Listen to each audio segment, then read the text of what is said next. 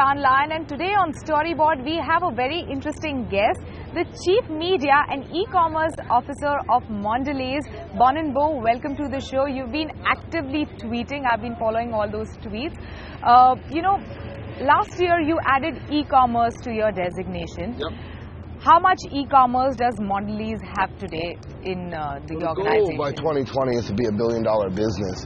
I think what's interesting is that the growth rate of e-commerce has been significant in a way that I don't even think we would have projected even 2-3 years ago. So e-com will represent 50% of our growth over the next few years. The other thing I think is interesting is that what we're seeing is that there's a lot of incrementality in the e-commerce space. So it's not just cannibalization of existing business, but actually growing our top line overall.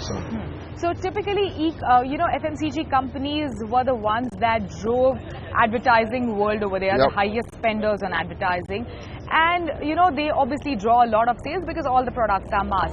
How can FMCG brands have e-commerce at the forefront? Well, I think what's interesting is what we've done is that we've actually connected e-commerce and media together. So I think having that under one roof is unique because the path to purchase is being reduced so dramatically. And so the ability for a consumer to hear about our product and then immediately purchase it is huge. And so I think that continues kind of on our leadership. And if you look at what we've done in the digital space, if you look at what we've done in terms of transforming media, it kind of is in the same pathway of the work that we've done. And now it's just adding the ability to actually purchase at the end of that consumer journey. And so I think that FMCG companies have a unique moment in time right now, more so than ever, to begin to understand that consumer and their path to purchase and begin to provide options beyond just physical retail for them to actually close a sale. So how can they do this effectively? So I think what we're going after is how do we begin to take every single piece of media and make it purchasable? How do we allow those pieces of media to drive to your favorite retailer? How do we allow those pieces of media to take you from an engagement to an actual close? And so everything from figuring out what's the appropriate communication in that channel to drive you to that, or down to how do we create buy now buttons on every single piece of media. How much data do you use to do that? I actually think that the data game will not be won just on e-com. However, if we build a billion, or I should say when we build our $1 billion e-commerce business, we will probably have more individual data on our consumers. We'll have a larger panel segment than most of the measurement partners that we work with will have. So in a unique way, in partnership with our measurement partners, we might be able to change the way that we actually track, look, and measure our communications in the marketplace.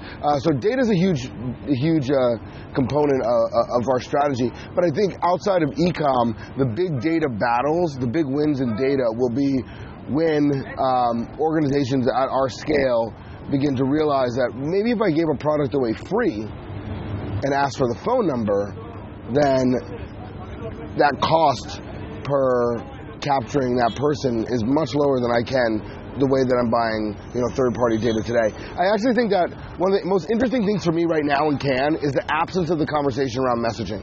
And so 1 in 5 minutes are spent in Facebook feed, but 4 out of 5 minutes are spent in messaging, and that's where we conduct our lives, that's where we build our relationship. But yet, very few people, if any, are talking about the importance of messaging from a creative standpoint, from a consumer standpoint, here at the event that is shaping advertising. I find it very surprising. And so, for me, I think that data and the future of where messaging goes is wrapped into one. And so you saw us announce on Tuesday our messaging partnership with Facebook around Messenger, so our lab. We'll continue to go down that path. And I think that'll be a big data driver for us as well. Tell us more about that. What do you intend to do with Facebook on a larger scale? Explore. Look, what's so crazy is that you have 4 billion people in these messaging platforms, but yet no agency exists for it.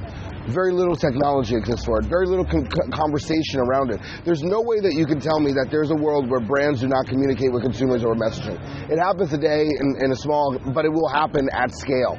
But yet there's no infrastructure, there's no ecosystem, there's nothing built around it. So what we decided to do was talk to one of our largest partners and say, hey, Facebook, we love the bots, and we think that that's definitely a part of it, and the customer service aspect we all get.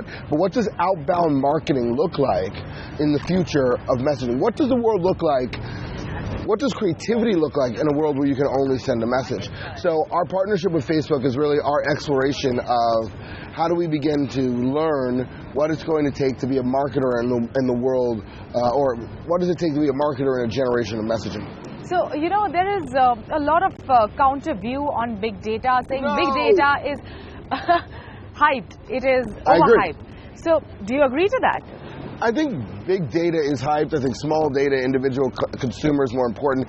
I think that the bottom line with all of this is that when you think about organizations our size, many of us are coming to the marketplace data starved. If you look at some of our, I don't think everybody sees as a competitor, but a person like some of the subscription service snack businesses, right? Those guys have anywhere from 10 to 20 million consumers that are buying from them. They're coming to the marketplace data rich.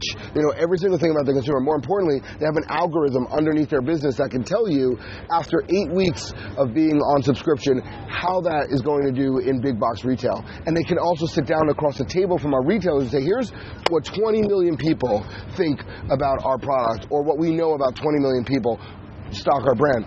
When we walk in the room, we're data starved. We don't have that. We don't have data on every. Imagine if I knew the phone number or every single person who bought an Oreo in the world, how transformational I could be in the ecosystem. We don't have that yet. So I think big data, not that it's hyped, but the reality is that many organizations are not really there. They're just at the beginning of their data journey. Us very much so as well. I think we're going to leapfrog, and we have strategies in the marketplace that are doing it already, and we're already capturing data from a lot of our consumers, but think about how much further we have to go on that journey. So I think it's an interesting conversation, but the reality is the conversation that needs to be had are what are the strategies to begin to capture that data fast and furious? More importantly than what does big data mean to the world? Yeah, and where do we begin? Like what should be the start point to get into it? I think the starting point is if you buy my product, send me an email. If you buy my product, send me a text message. I want to know who you are. That's the starting point. If I had that on every single consumer that bought a product from me every single month, game over. I think that's the starting point, but we haven't figured out how to ask those questions, where to ask those questions. And instead, we rely on data providers to sell us. I don't think that that's a real, I think that that is a stepping stone to what the real future is. If you are not an organization that owns data directly on your consumers over the next 3 to 5 years, then you're not even, leave. So what brings you to Cannes? I knew we were going to have an interview. What brings me to Cannes every single year is the opportunity to hear what the future is. And so for me, the most important thing about this are the side conversations that happen. I love the panels. I love going to the Palais. I love to see the work. I love to see creativity on display. I think creativity more than anything is I think talent is actually the biggest determinant of growth of an organization. But I think that creativity is the second largest determinant of growth of an organization. So I love that piece. But to me, what really, really matters is the conversations that I have with people who are passionate about the fact that they're shaping the future. Every technology company, every creative that I sit down with, every single agency, every single media owner, what are you thinking about? What do you believe is the future? Where do you believe we should play? And the single biggest thing I say to my team is, be ready to say yes. I want to hear the most outlandish ideas, and I want to be able to say yes to that. We announced our media monetization model 3 weeks ago. 2 of those deals, BuzzFeed and the mobile platforms, were deals that were created from conversations here at Cannes. Because the whole world converges here, and media monetization is our ability to actually create content that people are willing to pay for. That people are willing to pay for either with cash or with attention, and actually make money back. 10% of our media money actually make us money back by 2020. So for me, Cannes is an opportunity to see where the world is going in a very short period of time, and then hopefully create the next kind of media or kind of partnerships and e-com partnerships that come out of it.